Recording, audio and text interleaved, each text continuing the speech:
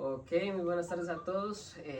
Hoy nos encontramos con el defensor público frente al área penal, Julián Ríos Loaiza, el cual nos dio un poquito de su tiempo frente a su larga jornada y nos va a dar una leve pero sustanciosa entrevista, la cual inicia así.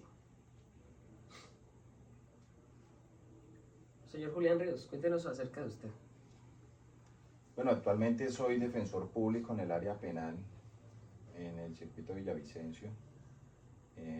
Mi trabajo comprende realizar la defensa a los procesados, en el área de procesados, y también asistir a cada una de cuando estoy de disponibilidad de turno URI, las situaciones inmediatas de las personas privadas o capturadas dentro de algunos días en el mes de los privados de la libertad. Ok, sí señor, gracias por contarnos un poquito de su trasera. Y es acá donde, como primera pregunta, tendríamos, en su criterio, ¿cuáles son los principales retos que enfrenta hoy la justicia oral en Colombia para garantizar efectivamente los derechos fundamentales del ciudadano? Pues primero, creo que la oralidad, en la expedición de la ley 906 de 2004, pues trae consigo unos principios fundamentales, como es el principio de inmediatez, rapidez, eficacia, publicidad. Y hablemos de los principales retos, que es esa rapidez, porque si se creó el sistema oral, era para primero buscar una descongestión, de que sean mucho más ágiles y evitar pues que se maneje el tema escritural, pues dando la posibilidad de presentar tanto alegatos, debatir pruebas, realizar cada una de las audiencias de forma oral, para evitar la transcripción o la redacción de forma escrita de esos debates o de esas audiencias que se realicen. Entonces eso abre una puerta grande porque se permite analizar detalladamente la práctica probatoria, se permite controvertir, se permite interponer los recursos de forma oral. Ese principio de mediación permite que haya una relación tanto con fiscalía, jueces, defensa, igualmente con los testigos que hayan sido citados en la audiencia de juicio oral. Entonces abre esa interacción con cada una de las partes. Yo creo que el juicio oral, perdón, yo creo que la oralidad en los procesos penales fue un gran avance, puesto que si bien permiten una mayor apreciación de la prueba, la ley 600 pues traía una situación que era netamente escritural, y abriendo esa posibilidad de que sea de forma oral, pues ha sido un poco más ágil. Los principales retos, considero yo, es que realmente se surta esa descongestión.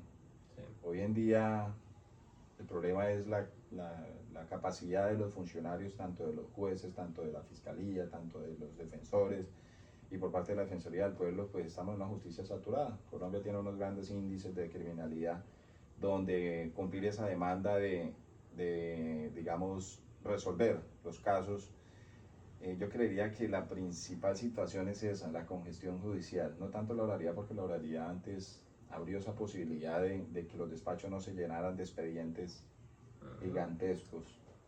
O sea, por consiguiente, señor Julián, la oralidad frente al derecho penal ha sido un gran avance frente al proceso y a la garantía que le estamos dando a los derechos del indiciado o el posible infractor.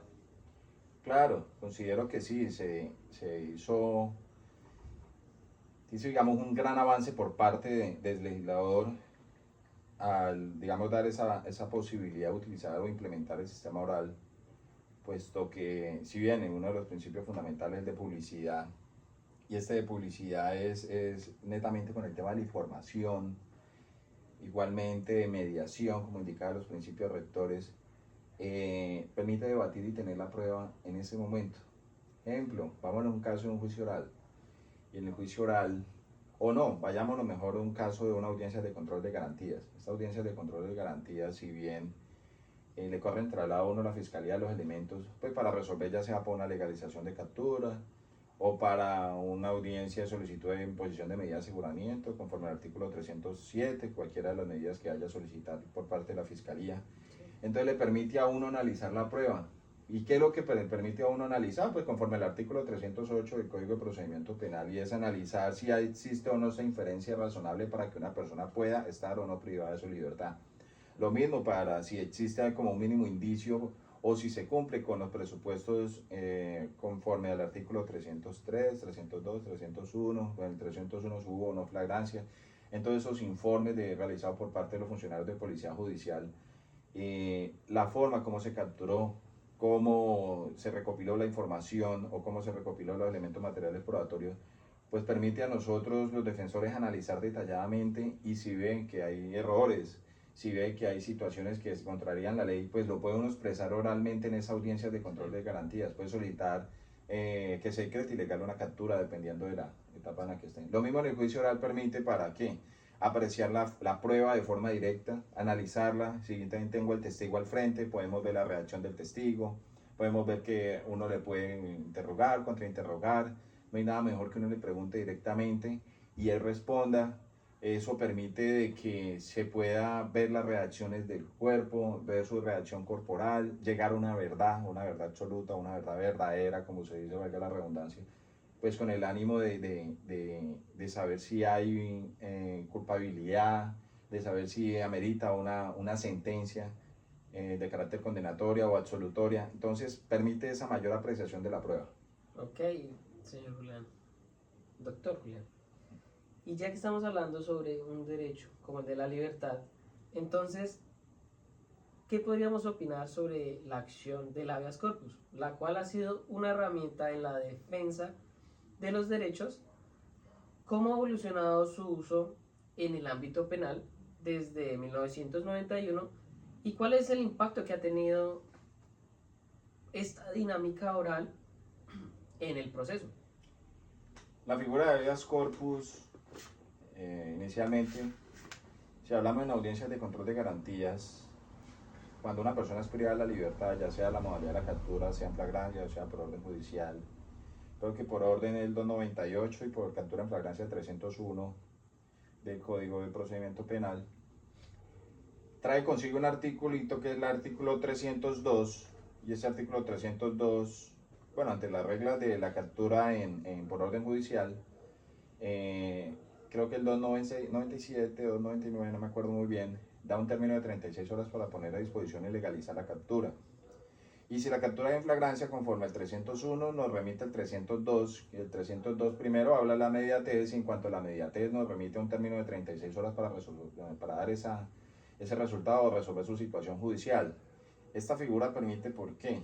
Porque es un gran avance, porque se busca privación injusta de la libertad. Se elimina una figura que era muy conocida, que era la captura administrativa. La captura administrativa era que cualquier agente de policía lo podía capturar a uno y ya, por sospecha. Entonces, creo que el habeas corpus le está diciendo a la administración: resuélvame mi situación judicial dentro del término de las 36 horas. Situación que también se presenta es cuando las personas han cumplido su pena o ya su sentencia dentro de un centro de reclusión, o llámese también dentro de una domiciliaria, pero más que todo dentro de centros de reclusión, y no se le ha dado la libertad. Pues esa prolongación injusta de su libertad pues amerita de que pueda utilizar esta figura constitucional, que es rápida, tiene un término de 36 horas para resolver su situación judicial una vez interpuesta la acción de habeas corpus. Entonces obliga a dar esa prioridad para que el juez que esté en disponibilidad de turno URI, el juez que esté, perdón, en disponibilidad de habeas corpus, pues tenga que resolver esa situación de forma ágil y rápida. Ok. Y en contexto a esto, ¿considera que existe un uso excesivo o desviado del habeas corpus? Algunos utilizan esa figura, pero es el juez constitucional que tendrá que analizar si es viable o no es viable la aplicación del habeas corpus. En algunas situaciones y casos particulares, aquellas personas que han sido capturadas, que han venido, ejemplo, con una sentencia, que se le emitió una sentencia de carácter condenatorio, y ya estoy hablando de un caso en particular, se emitió una sentencia de carácter condenatorio, pero venía con una prisión domiciliaria, donde venía en esa prisión domiciliaria, se aprehendió a esta persona lleva más del tiempo de la sentencia, ejemplo, la sentencia es de 20 meses, y lleva 26 meses aparentemente cumplido, lo capturan para el cumplimiento porque había una orden judicial, lo capturan, lo llevan a una audiencia de control de garantías, en la cual se legaliza la captura, lo remiten al juez de ejecución de penas, y él dice, ya tengo pena cumplida. Hacer esa verificación a esta persona se le había revocado la medida de domiciliaria, puesto que no estaba cumpliendo la pena, había evadido el cumplimiento de la pena. Entonces algunos piensan que porque la acción de habeas corpus se debe analizar y se debe resolver, se debe primero interpretar si efectivamente hay una prolongación o no de su libertad. Entonces creo que sí, en algunos casos sí es mal utilizada la figura, pero esta tendrá que ser el juez constitucional que analizar. Eso es muy subjetivo y cada caso en particular, si amerita o no la resolver favorable o desfavorable en la acción de habeas corpus. Ok. ¿Qué estrategias orales podrían fortalecer su aplicación adecuada sin necesidad de afectar su esencia garantista? Como ya llevamos hablando sobre el habeas corpus. Creería que la primera situación, y como indiqué al comienzo, la congestión judicial, crear despachos constitucionales, porque si bien se crearon los juzgados de control de garantías y ellos resuelven las situaciones que llegan con las personas que están privadas en ese momento, yo creería que crearon unos juzgados netamente para acciones constitucionales, un juzgado, porque si bien todos los juzgados son constitucionales, todos tienen acciones, resuelven acciones de tutela, acciones de grupo, y también los habeas corpus. Entonces, pero creería que deberían crear unos juzgados especializados, honestamente, ¿para qué? Porque esas labores que ellos, mientras están resolviendo las acciones constitucionales, pues tienen que resolver también lo que llevan en conocimiento, o lo que lleven de su conocimiento. Entonces creería, esa sería una de las opciones. Pues si bien ha mejorado mucho con el tema de la virtualidad, seguir utilizando, implementando esta figura de la virtualidad, creería que se puede llegar a resolver mucho más rápido la audiencia de forma virtual, abrir una brecha grandísima para resolver situaciones judiciales. Si bien hay personas que están privadas en otros municipios, departamentos, se pueden hacer perfectamente las audiencias en otro lugar para garantizar la seguridad de las personas que están privadas de la libertad, para garantizar la seguridad de los jueces, de los defensores, de los fiscales, de todo. Creería eso, seguir implementando la virtualidad y crear jueces constitucionales netamente o para habeas corpus o para acciones constitucionales, que creería que la mayor congestión judicial son con acciones constitucionales, más que todo con acciones de tutela, sobre todo en el salud, que es lo que más hay. Sí, correctamente. Y ya para finalizar, doctor, como usted como líder, con experiencia en el ejercicio del derecho, ¿cuál cree usted que son las competencias orales claves que todo jurista debe desarrollar hoy para enfrentarse a los desafíos del litigio moderno? Primero, la lectura, porque si bien la mayoría de los abogados que salen tienen una pésima interpretación, es porque no leen. Fomentar la lectura. Segundo, analizar detalladamente la prueba. Tener la posibilidad de que pierdan ese miedo a las audiencias, porque si bien algunos pueden ser el que más saben, pero si entran nerviosos a una audiencia de juicio oral y se le olvidó por aquí, yo motivo que era lo que tenían que hacer es saber controlar esos nervios.